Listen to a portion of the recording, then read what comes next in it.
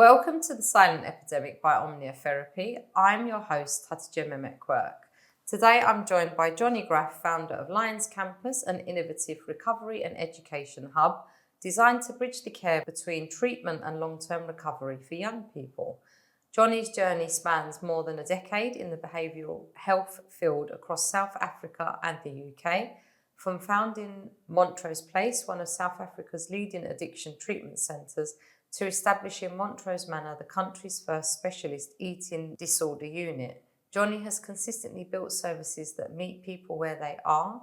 Now, through Lions Campus, he's creating an environment that integrates sober living, therapy and academic development, helping young people maintain recovery while unlocking their potential. Johnny, welcome to the show. Thank you, Hattie. Thank you for good. Thank you for coming. So to start, can you tell us about the inspiration behind Lions Campus? What gap you set out to bridge? I think, when people ask me this, I think the decision really was that there was, about 6 years ago, there was a lot of talk in the treatment industry around the lack of provision for young people. Yeah. And I thought that I had sort of taken a brief exit from the industry and wanted to re-enter, but I didn't want to re-enter into an area that was oversubscribed. And I thought that, classic adult alcohol treatment services, there were many options, but there was actually zero options for teenagers and young adults. Yeah. And so it seemed like an obvious route. Yeah. And I suppose it's probably because of the demographic. A lot of people think, it doesn't affect that age range, but it does, right? Yeah, absolutely. I mean, I think what was interesting for us is, one of our main partners is Yes We Can. So we were very fortunate that we had a very good strategic partner to help us get started.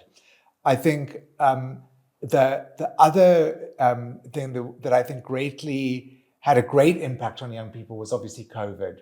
So when we opened, it was the first year post-COVID. Right. So we had that huge, a huge group of people that had been very, very badly affected by the COVID lockdowns. Yeah. And coming into our service. So, once we got started, we were working very much with the sort of repercussions of COVID.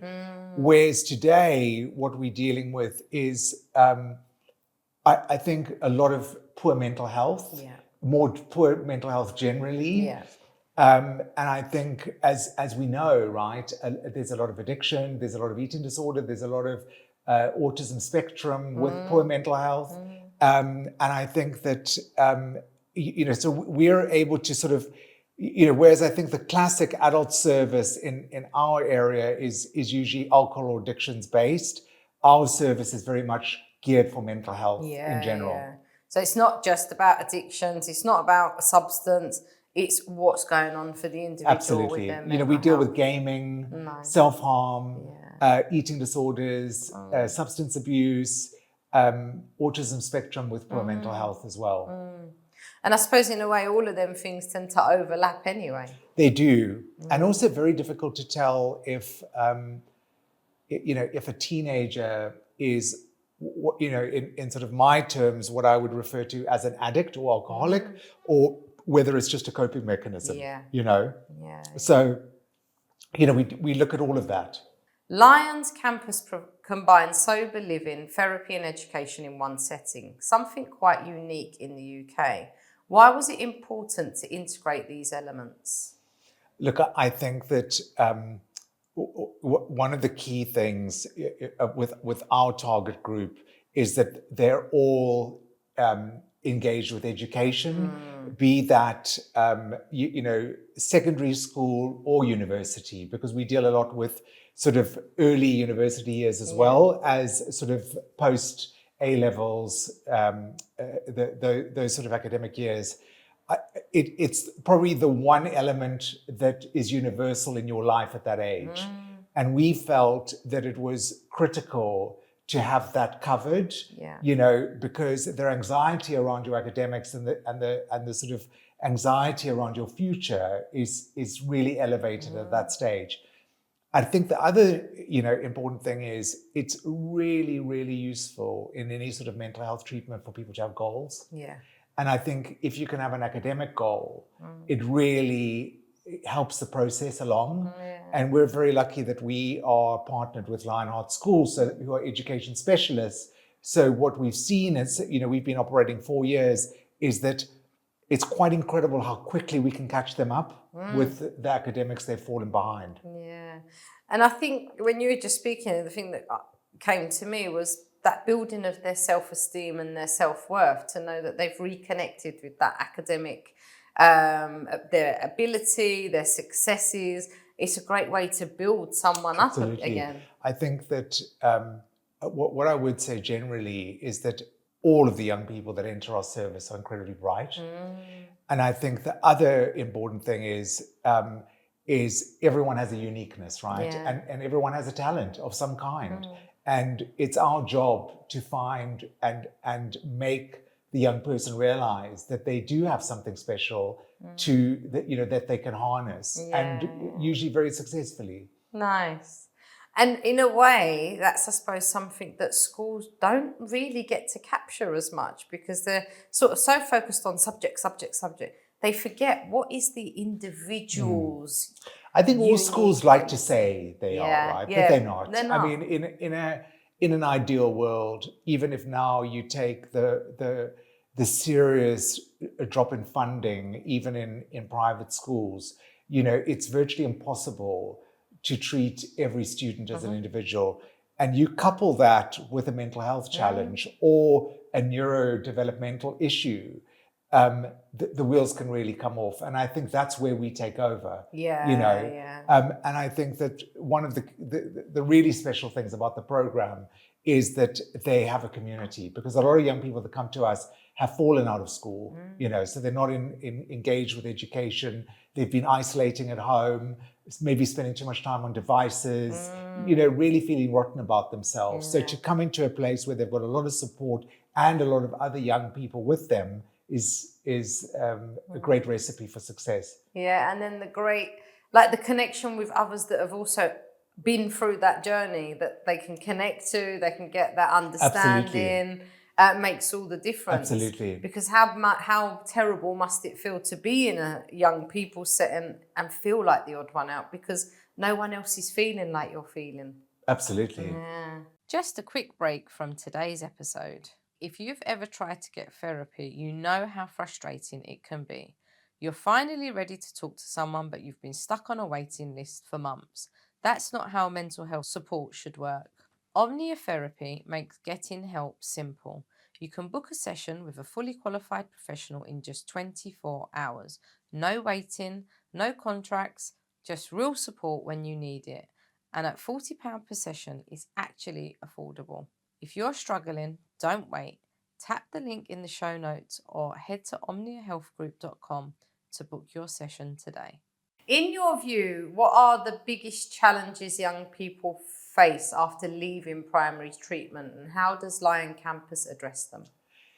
I don't think it's that dissimilar to anyone leaving primary treatment, right? I think that one of the biggest mistakes that is made and continues to be made is that people imagine that but leaving treatment, even after a 10-week program, everything's fixed. And you and I know that is just wishful thinking. Yeah, it's just the beginning. The day you walk out is the day things start. And I think that if we could educate people more into realizing that aftercare is just as important as the primary care, we would see a lot better outcomes.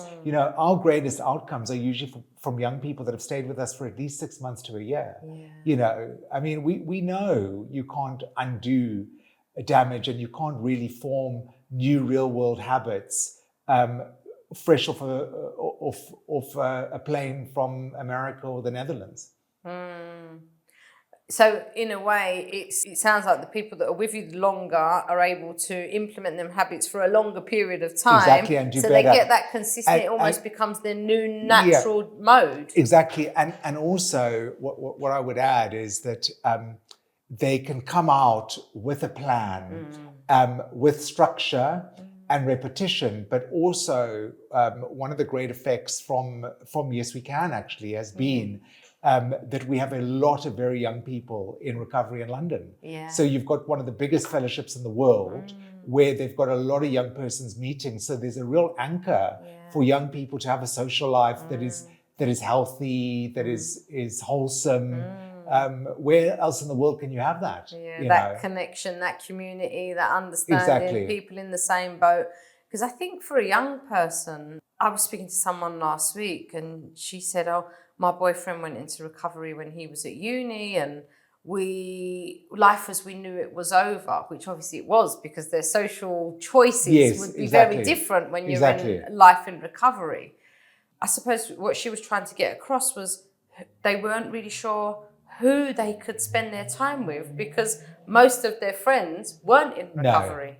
No, exactly. So having that fellowship and connection it's key. Yeah. It's very key.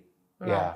You often speak about helping each young person realise their uniqueness. That philosophy shape your approach to recovery support? So I think, look, I sort of alluded to this earlier, is that it's really critical that each young person that is with us realizes they've got a talent and a potential and a gift, and working that out with them is crucial to their success. You know, I also think that a lot of young people on the sort of neurodiverse spectrum have got especially even more talents, right? And it's helping them realize that what they might have regarded as an affliction is actually a gift, and we can turn the tables on that.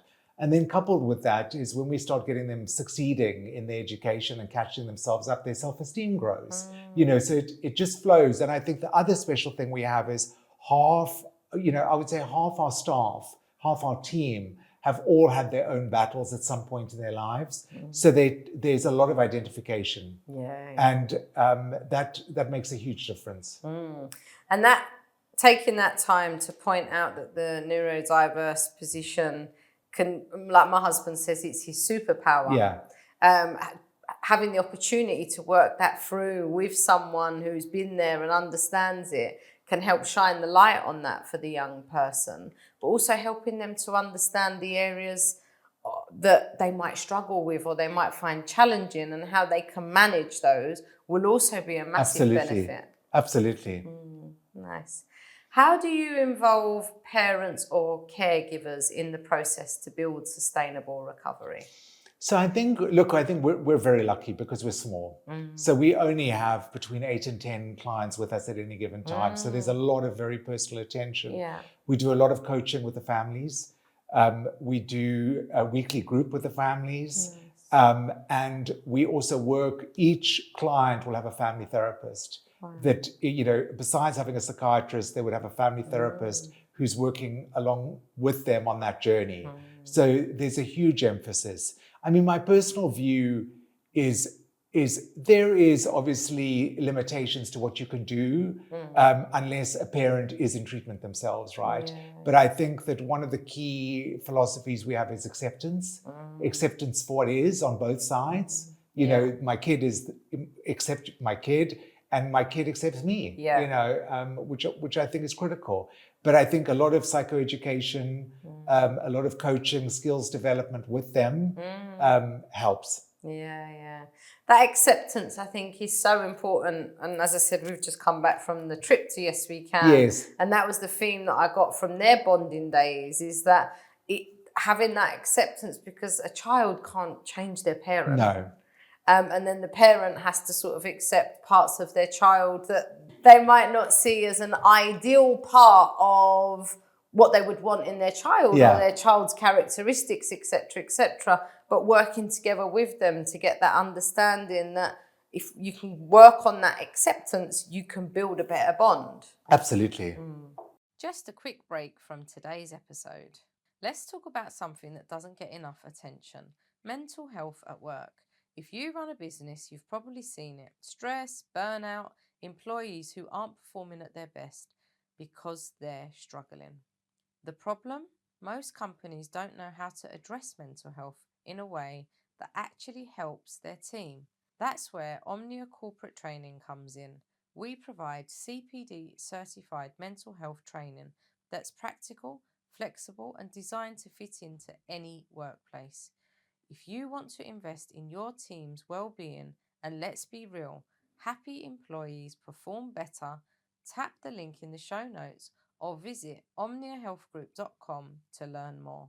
Your career began with Montrose Place in 2010, followed by Montrose Manor, the Montrose Foundation, and eventually programs like Cape House and Start to Stop in London. Looking back, what core principles have guided you through those ventures? I think that one of the key sort of philosophies I've had about business is always to find people that know what they're doing and know their field. And I've been very fortunate in Cape Town, we have incredible clinicians, incredible psychiatrists, therapists, occupational therapists. So it was it was really great and easy actually in Cape Town to attract the best talent and really allow them to draw up the programs, to run the programs, to set the sort of tone of how processes and systems work. I think as an owner operator, as you would know, you set the culture. So you create the sort of culture in which people can thrive. So I think I've been very lucky in having great people around me. Obviously, I had Cosmo as my partner in London, who was incredibly well trained, incredibly driven. So very fortunate, actually. I think with Lions Campus, I've been very fortunate to have Ollie and Rupert, my business partners from Lionheart School, as my partners. So it's really a combination, I would say, of just having good people around you and being able to spot good people. Yeah, and I think, as you said, that culture, that having the same ideas in terms of how you're going to cultivate this vision and make it come alive to help people and support people, which is ultimately what all of these businesses are about, is so important. Exactly. Launching services in both South Africa and the UK brings different cultural and systemic challenges. What have been some of the biggest differences and how have they influenced the creation of Lions Campus? I think that Cape Town culturally was a colony, right? It was a British colony. So there's a lot of strong English influence. I think it was also one of the biggest 12-step communities outside of America and Europe, right? So you've got that. I think where it's easier to attract top talent and get them to jump ship to join you. I think in the UK it's very different. When you're a new business, it's very hard to attract the top talent. And everyone is unsure of how long you're going to be around, what's the story. So that is probably the biggest challenge, initially.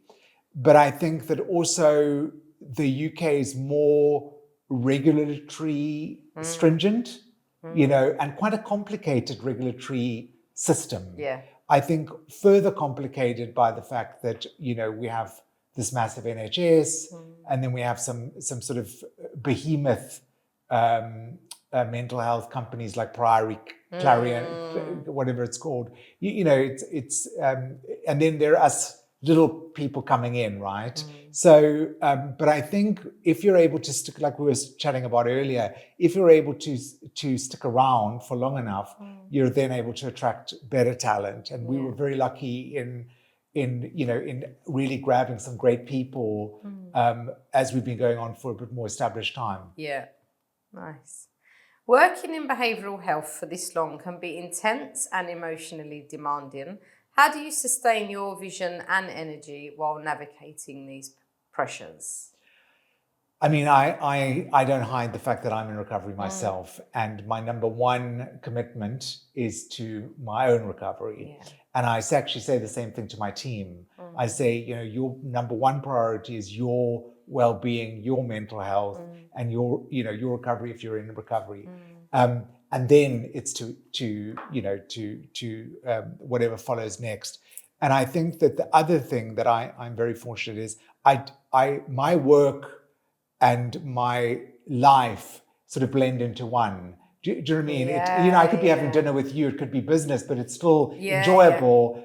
I don't see it as work. Yeah. If you text me at 11 o'clock at night about someone, it's a pleasure. Yeah. It's not like I've switched off at 6 and, so I think it's got to be enjoyable. Yeah. And I think the other thing is, I think it's fun, it's creative. You're thinking about now you're doing these podcasts, you host dinner, you're speaking to different, NHSs and private people. It's, you're constantly trying to figure out problems. It's not a drag. Yeah. I think in the beginning for us, it was risky because we were dealing with, we didn't actually know what we were dealing with, right? So it was like we sort of overcompensated with regards to safeguarding, which I think is key.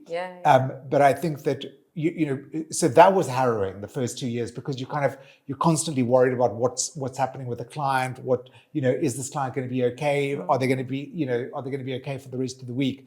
But I think as we've got along and we've put in the right systems, you sleep much better because you know that everyone knows what they're doing.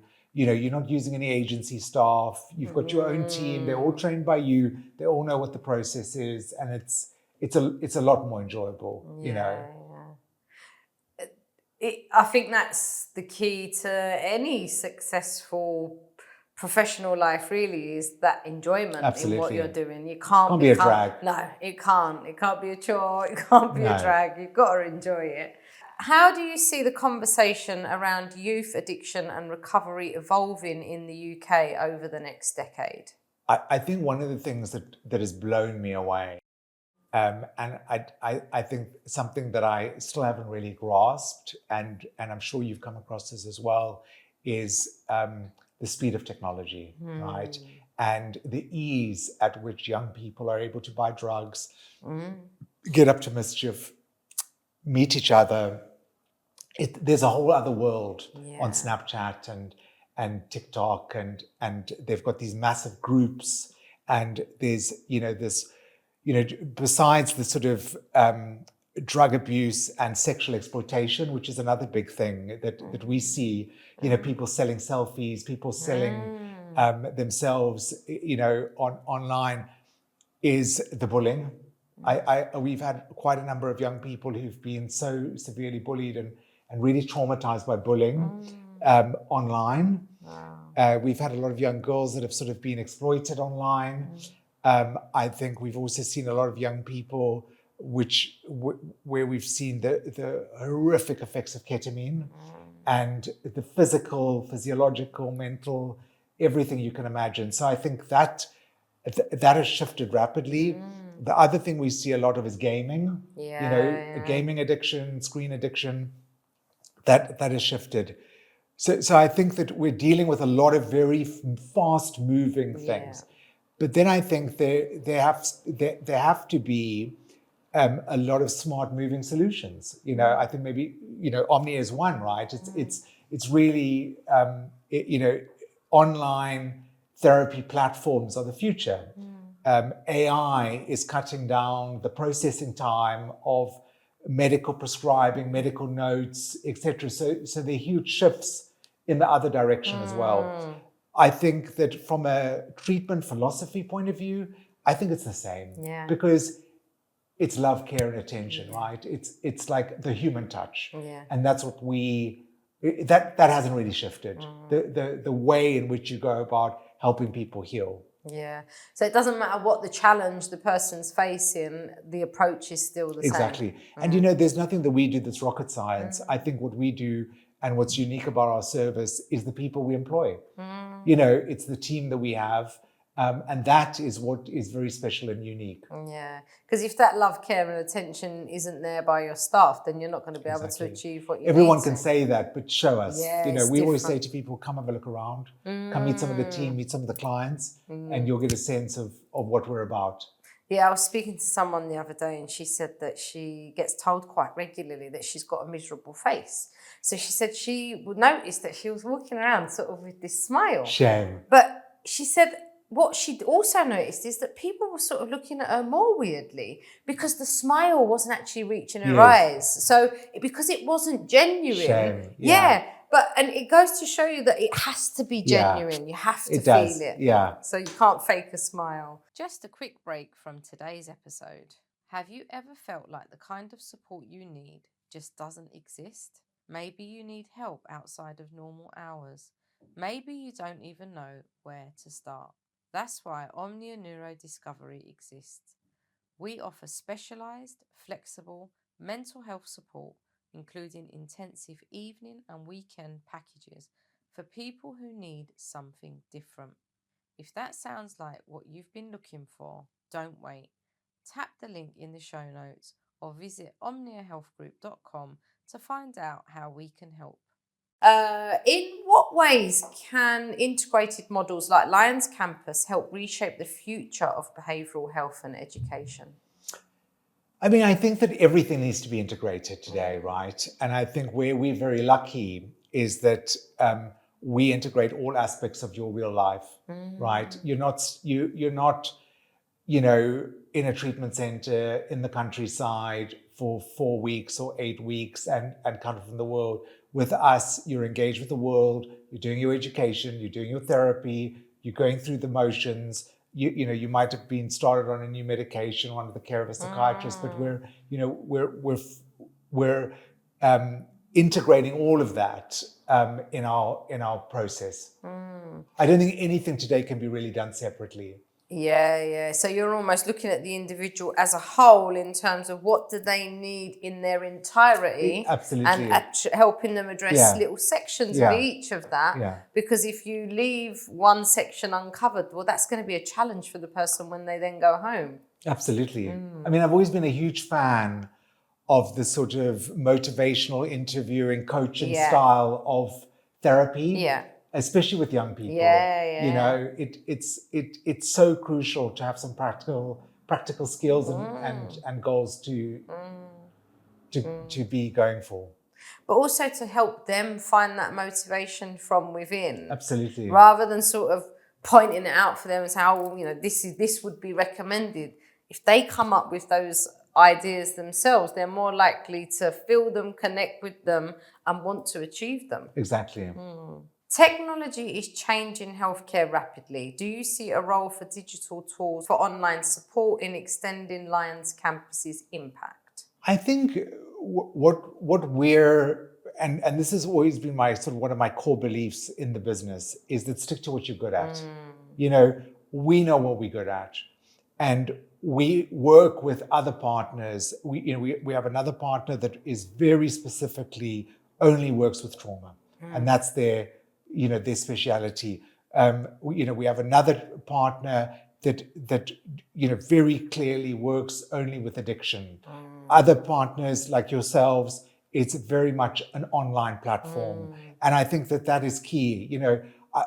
I'm not into spreading into being involved in too many things. We're not, we don't do coaching.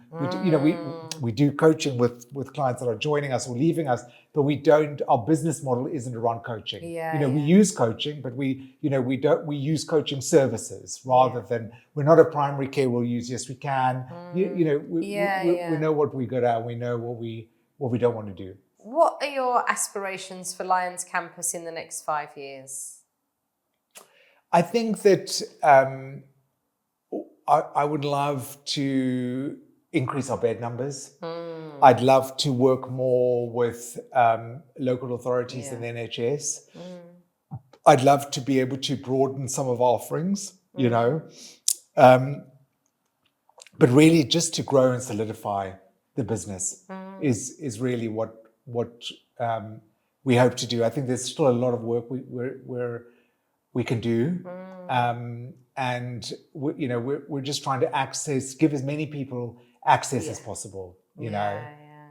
And that NHS route would be ideal for that. Exactly. Yeah, because there is clearly a need for it. I think we're very conscious of not being seen as a rarefied service.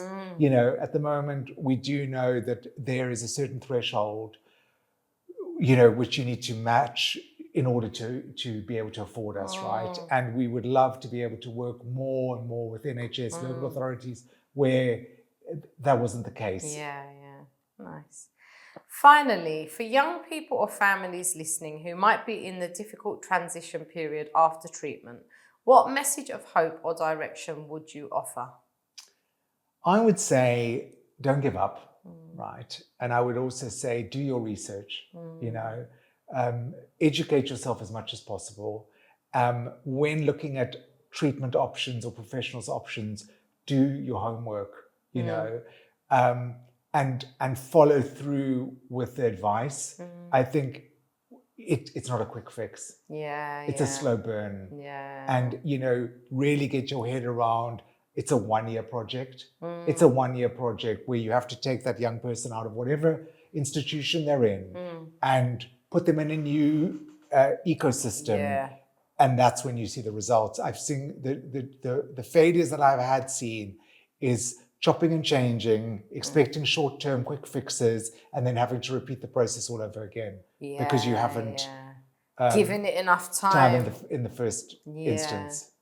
Because really a person needs to go through those motions for themselves, right? There's the beginning bit where someone's really raw, then there's the adapting process, then there's the bit where they're gonna realize what is working, what isn't working, what they thought was working now is changing, and so you're right, it does break the rules, fail, it's because it's not a one-size-fits-all approach, but that person's got to find their own way, and it's, I suppose, that patience along the way. Absolutely. So Johnny, thank you for joining us today and for sharing your journey from pioneering treatment services in South Africa to reimagining recovery support for young people in the UK through Lions Campus. Before we close, is there one final message you'd like to leave with our listeners, especially families and young people navigating recovery and education simultaneously? I would say persevere. To our audience, thank you for tuning in to the Silent Epidemic. If Johnny's story inspired you, please like, share and subscribe. Stay with us for more conversations at the intersection of mental health, recovery and well-being.